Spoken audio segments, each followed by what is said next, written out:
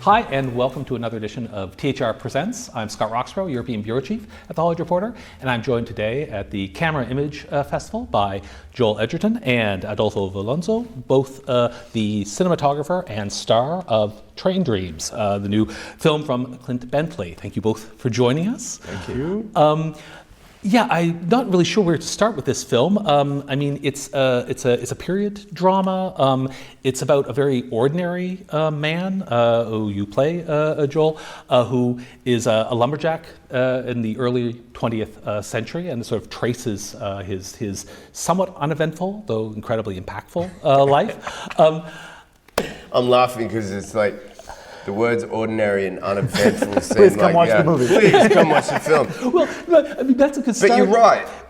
I'm sorry to jump in. It kind of shows the majesty of a regular life in a way. I suppose because we're used to going to the cinema to watch the lives, fictional or real, of characters that save the world and invent things or cure a disease or whatever, or go through serious trials and tribulations. And the last thing of trials and tribulations is that, but seen through the eyes of a worker, you know, who experiences so many of the things that I think anyone in the audience can experience.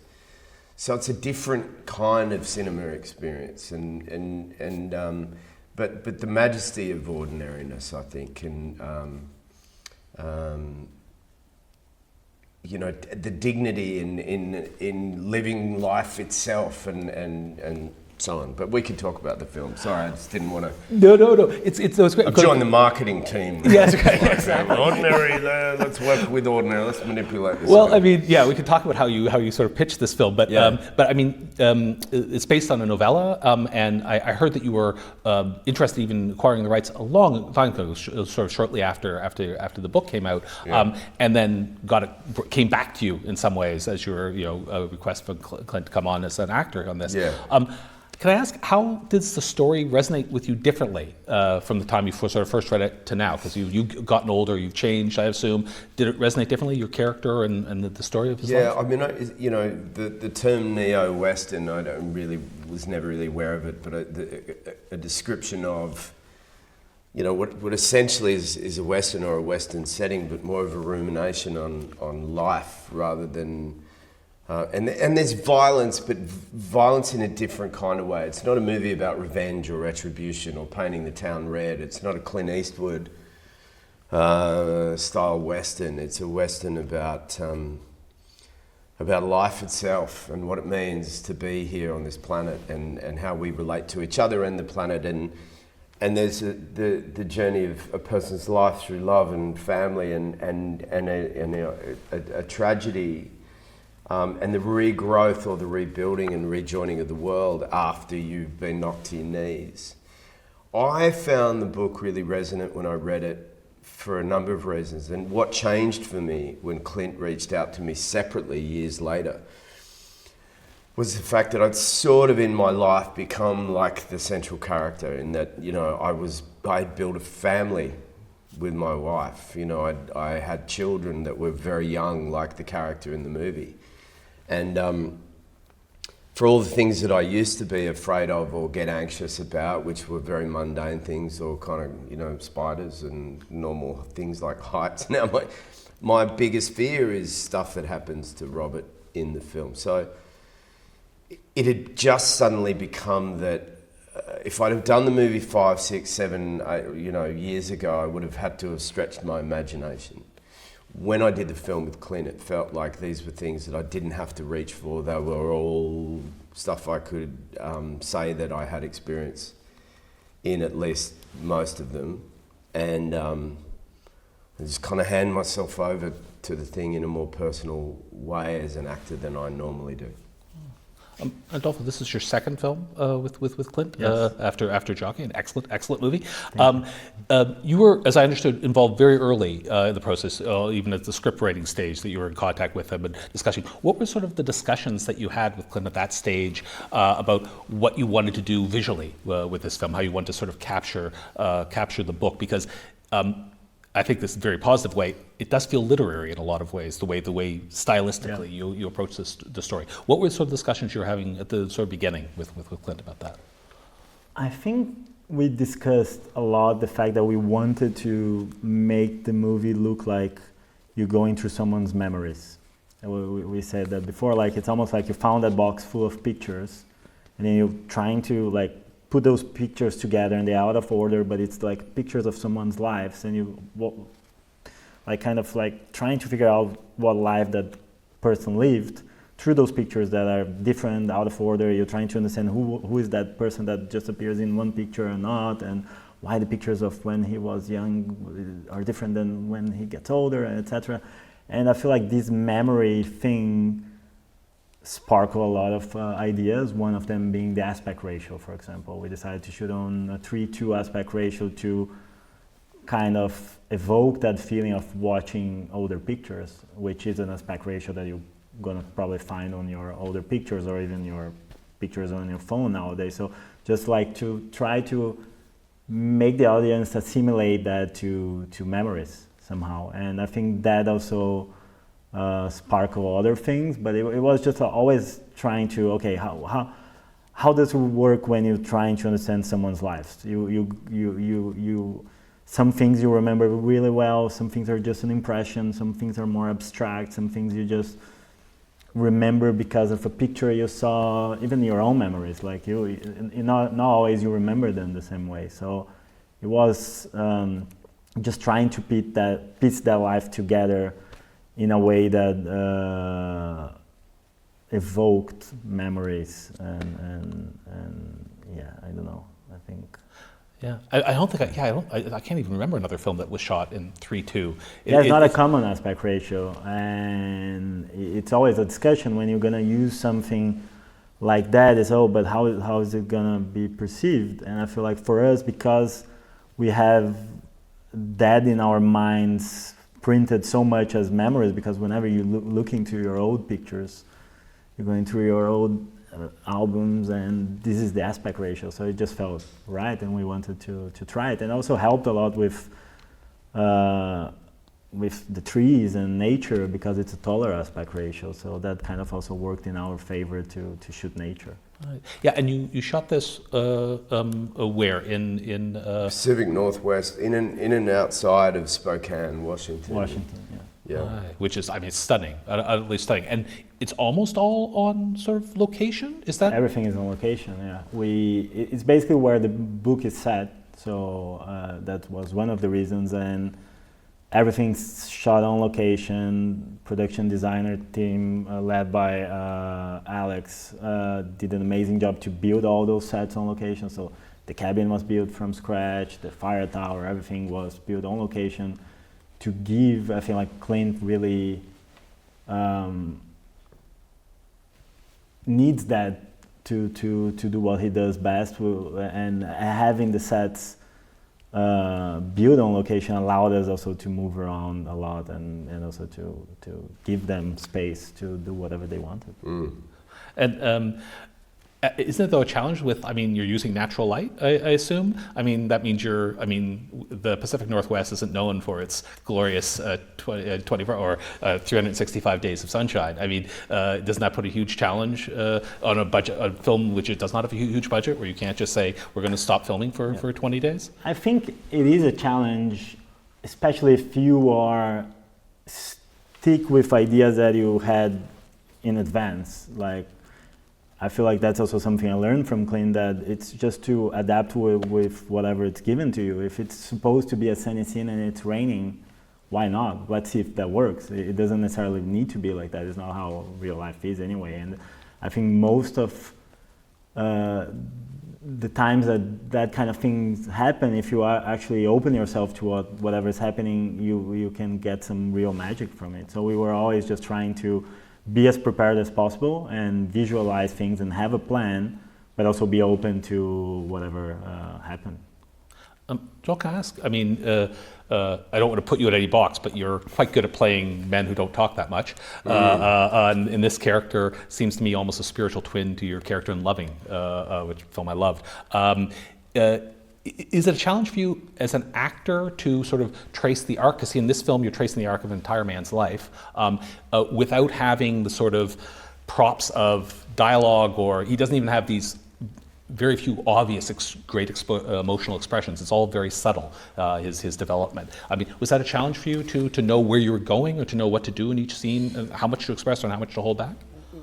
Yes, it is, and yes, Loving was a good kind of recollection and an incredible experience, one that I would put on a similar shelf to this in terms of honesty of story and character and, you know, investment of things, but also a good natured, kind, you know, loving and generous, reliable human being, you know, which is sort of tricky because a lot of times in film we're looking for the more cracklier, edgier aspects of characters, but it's really becomes a real focusing exercise to go, okay, well, I don't have many words to express myself here. But the story looks after so much of that. And I think the audiences, you know, the majority of audiences will be able to reach in and reflect similar experiences to what I go through in the film of relationships and the joys of Robert's life, and also some of the more painful aspects of them. I think we're all kind of, while we're all different, we move through similar undulating paths in life. So there's that. But I will say sometimes when you have a character with a lot of words, there's a different kind of task, which is words are one thing. What you're really saying is a different thing. So sometimes words can confuse issues, or you have to make sure that they confuse issues, because you might be saying one thing and meaning another. And so without words, Robert therefore becomes a really honest character. As long as I did my job right and brought my own experience to bear on this, which was easy in some ways and a little scary in others, but I feel close to that character, and I feel like if I was just honest and words weren't getting in the way, they weren't confusing meaning, you know. Right. Was that, I mean, with discussing with Clint, were you sort of paring back the dialogue, or was that always in the script that he was barely going to speak and he was have very barely changed much at all? He really did lay out an incredible adaptation of the novella, and we weren't stripping words away. I mean, but there were a couple of key lines of dialogue to me that I found really good anchors. I often do that, look at a script and go, okay, all of it's important, but these couple of things really illuminate something for me about how to play a character. One of them was, we're playing with the baby, and I say to Felicity's character, Gladys, do you think she knows that I'm her daddy? Mm-hmm. And we know that Robert's adopted. This sort of anxiety, which is often a bit selfish with a parent, about how you relate to your child. Are you a good father? And in his case, what does it mean to be connected to each other? There's that. The other one I found was just really an elegant piece of writing, was after Robert expresses some kind of grief, which we've been waiting for, the next thing he says is, I'm sorry, I don't know what came over me. And it just, to me, said so much about the men that I've known in Australia and in, I was going to say in this country, I forgot that I'm not in America right now, I've travelled so much. That those men that, they just keep it all inside, and when they show it, they feel embarrassed or unable to, or unwilling, or like it's not their place to allow the softer edges of their masculinity emerge. No, it's quite literally every single band I grew up with. And it's got to stop. This is an intervention. Men need to show.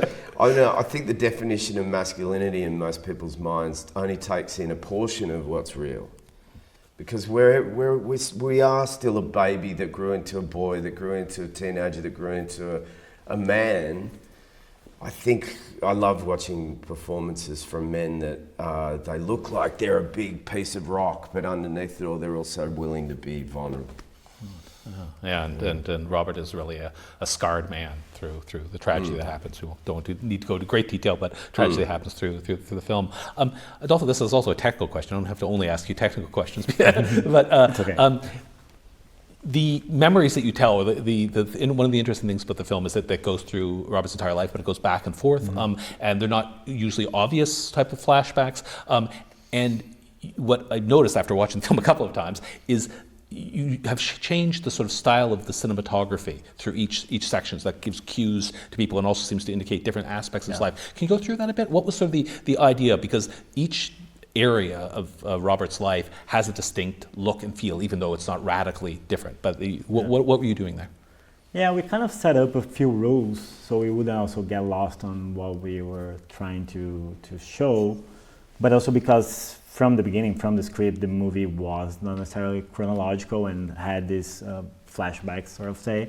We wanted to keep it consistent without going crazy on, okay, let's make the flashbacks be in black and white or anything like that. We wanted to keep the feeling that you're still watching the same story. You're still watching something about that character. It's almost like I'm telling you about someone and then I remember something that it's important to continue the story to go, and then you interrupt and you mention that thing that happened a few years before to continue your story, but you remember those things in a different way. So our basic rules were like everything that he is basically a kid or a teenager, Robert's character, it's almost like you don't really know if that's something he remembers because he actually remembers it or just because he saw a picture. Almost like, for me it's the same, like there's a bunch of memories I have from my childhood that I'm not sure if I really remember or I remember because I saw a picture and then that created something on my mind. So for those scenes, for example, we don't move the camera at all.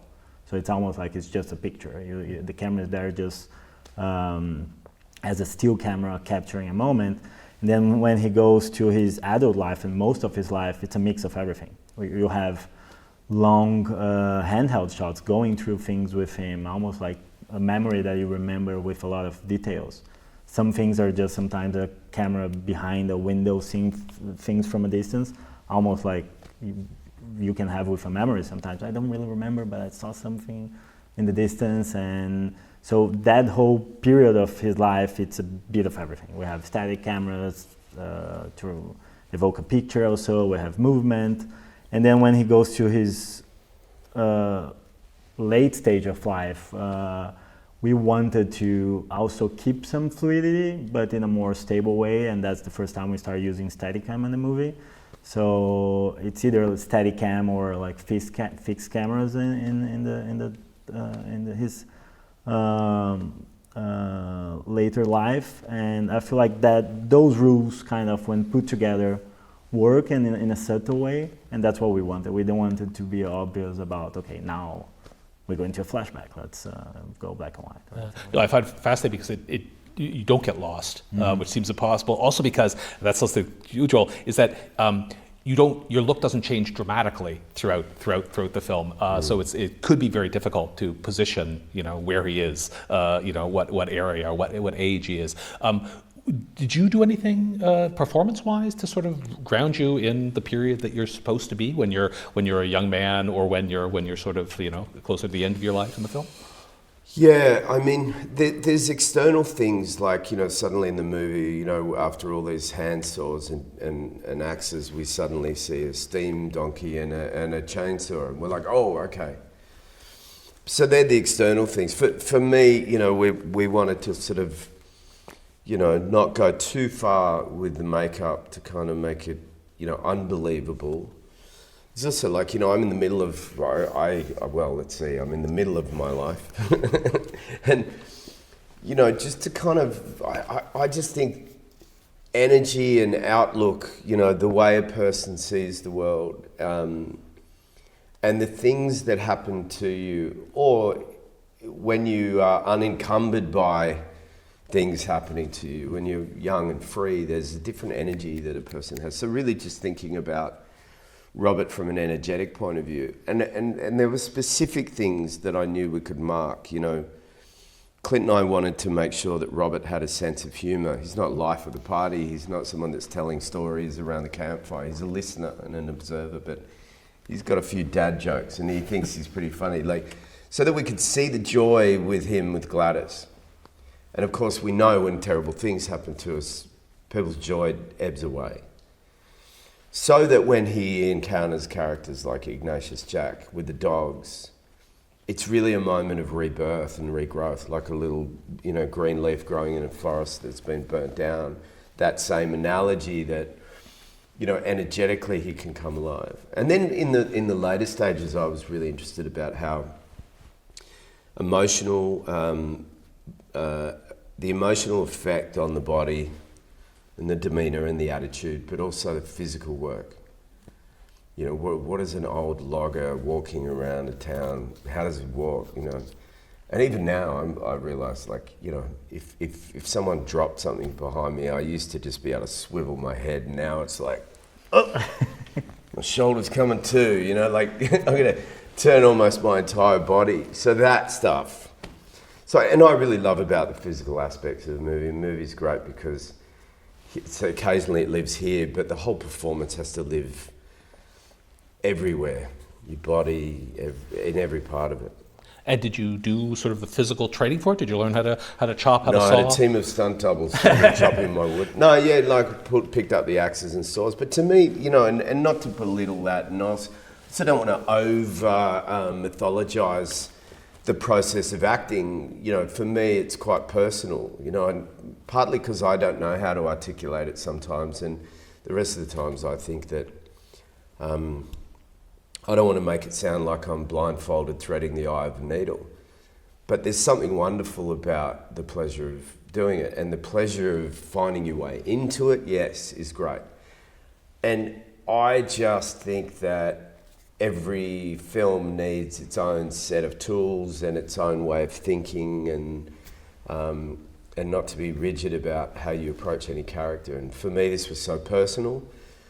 I knew I would be able to look like a lumberjack. I'm not being arrogant. I just knew I could chop a tree down and all that stuff. That's the least of my worries. What's important to me is, will the audience be invested in my joy and my love and my grief and all of that stuff? That's what is going to make them believe me. Was there a particular scene that you were most concerned or worried or scared about that you could try to pull off? No. I mean, I was scared about going to work to put all of my fears around, loss in the film. But weirdly, I think, because I knew, I won't go into why, but I've got things inside of me that are easy to kind of that are just always there. And for me, it was like, I realised, unlike in the old days when I'm like, this day I've got to be really upset.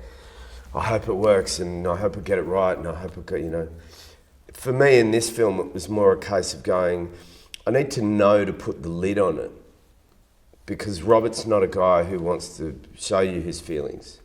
So the moment it happens, like I said before, he's apologising for it. So it was more about going, all right, I'm not worried about it. I'm not happy about thinking about those things, but how do I be the stoic version of myself? Because I'm a crybaby. I'll show you my emotions. I'm not afraid of that. Who cares? I mean, they're just emotions. But some men are afraid of it. And I mean, mention the fact that you're shooting this outdoors, natural light, and all the challenges with that. You also did what you're never supposed to do: work with kids and animals. You have lots of dogs in this film. All animatronic, remote control chickens. I assume it was all AI. And kids. Kid. Yeah. Yeah. I mean, how's that? I mean, what does that involve when you're doing those type of scenes with the chickens, with the dogs, with the?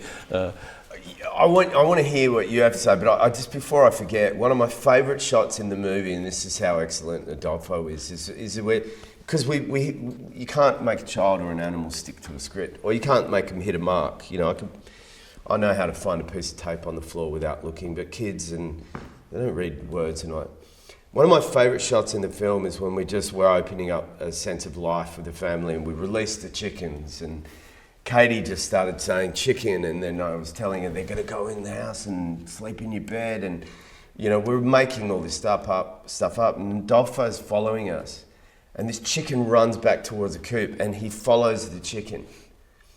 It's like one of my favourite moments of the film, and that's the beauty of, you know, what Clint allowed him to do and us to do, which is just go and breathe life into moments that weren't scripted. Anyway, what do you think about working with Yeah, I think it's all Clint's merit, like the fact that you have a director that really knows what he wants and knows what he needs to get from a scene, but is not necessarily stick to what's necessarily scripted, especially with a kid or an animal, and allows for things to happen and for them. And then that's like, especially with Joe and Felicity, the way that they would make the scenes work with a crying baby that was not supposed to be crying, for example. It was just like amazing to see and to be part of that, and capturing it was easier.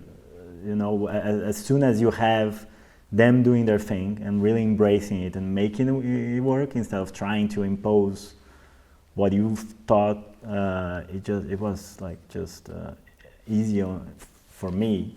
And I think even for production. So I feel like with Clint and them doing the heavy lift of adapting and changing what they had preconceived was the reason it made it work. And I feel like most of the really special magical moments in the movie came from those little things that were not even supposed to be there. Mm. So is it a completely different challenge for when you're doing, I mean, you have this incredible fire set piece, the huge blaze, that obviously had to be carefully planned, and it's a massive visual image that you could create there. How did you manage to do that on the budget that you had and in the setting that you had? Because it's not a studio set there. How did you manage to create this incredible forest fire? Well, the tricky thing was that for all scenes in the movie that have a fire, we're using real fire. So we didn't add any lights. It's whenever they are around the campfire, it's just a campfire. In the house, it's candles. Whenever you see a fire, it's a real fire. And for that specific scene, we couldn't obviously burn down a forest, and we wouldn't even if we could. So that was a challenge on okay, how do we do that and make it believable in a way that after the audience have lived for like 60 minutes in the movie of real fire and having the real flicker, the tone, etc. How do we make that fire also looks real and menacing, but also like has the right color and matches everything else? So it was a lot of testing to find the right lights for that, and the lighting crew led by the gaffer Kevin Cook did an amazing job on putting together a wall of lights, basically, that was huge and had different tones depending on the height of the lights to actually mimic what fire does in a way that could later be changed to a wall of fire in post. Was just impressive to see. And I feel like that together with SFX and smoke, and also the fact that we went to a real location that had been burned previously. So those trees were actually burned because they were burned on a fire like months before we shot it. So I feel like all those elements put together to try to make it as believable as possible, not going to footage of fires in other movies and trying to go to real fire footage to understand how that looks and trying to put that together. Mm. Can I ask, there's the film isn't a message movie in any way, but there is a strong environmental theme that runs through the entire film, as a man who's a logger who then sees the world sort of deforested in front of him and sees it transformed. And there are a couple of scenes in the film which directly reference the sort of destruction rent upon the natural world by industrialization. How do you both view sort of that aspect of the movie, in particularly sort of how the world transforms through the actions of Robert himself and his role in sort of him, transforming and maybe destroying some of the world that he's living in? Because this film seems so focused on the natural world. I mean, the nature seems to be a whole other character in this movie, above and around. How do you view the sort of, I will call it the environmental message, but that theme that runs through the film? Well, I think there's a few things that are sort of going on in the film that are kind of, I'd call them like secondary themes. If we're looking at Robert's life as a journey, that there are things on the fringes that remind us that, for better and worse, that we don't change. The better sides of it being that we rely on each other, we can lean on each other, that community is important, and while we can recede from the world, we can also rebuild each other. But on the flip side, you're also watching, Robert at a young age watches Chinese migrant workers being pulled out of a shop and sent away. The abuse of the Chinese worker in the early sequences of the film, and what happens to him. Then you're watching the logging industry go from like axes and saws to chainsaws and steam donkeys, and saying, all right, well, there's kind of like, is that not like what AI is like in our life? But Clint's not saying this is what the movie's about. But then, of course, as you mentioned, the harvesting, the careless or intentional harvesting of the world for our own human needs, from the railway bosses down to the naive workers like Robert, who were like, well, I don't know if we're really doing any damage. He's not thinking about the damage.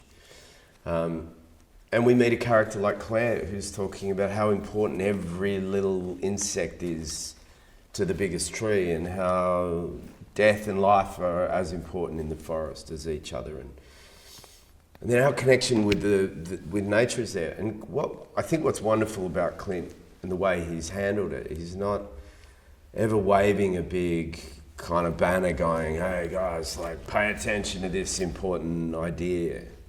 It's there. And I think some people reach into the movie and go, this movie reminds me of my grief. Some people going, this movie resonates for me on a way that I connect to the environment. I've heard someone say they came out of the cinema and it's like I could hear every bird and I was listening to every sound. And some people come out and they say, I just want to go home and hug all the people that I love the most. So the film, I think, has a lot of thoughts in it. It's not that it's crammed or jumbled or it's confused about what it wants to say. But it's a canvas for you to kind of, more of a mirror for you to reach and look at yourself or look at the world you live in, or look at your place in it and wonder about things. To me, that's what it is. Thank you so much, both, for joining us. This has been THR Presents, and the film is Train Dreams. It is out on Netflix now, so go check it out.